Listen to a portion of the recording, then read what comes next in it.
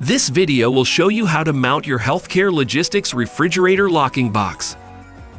When you receive your box, you will have the following: the locking box, retention plate, 4 screws, 2-sided tape, and depending on your lock, 1 or 2 set of keys. If you purchased a refrigerator locking box with a KEDL, it will be pre-installed for you.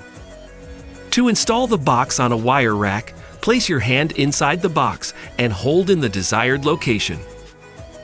Lay the retention plate on top of the refrigerator rack, trapping the rack between the lock box and the retention plate. Take a screw and from the inside, push it through a slot on top of the lock box.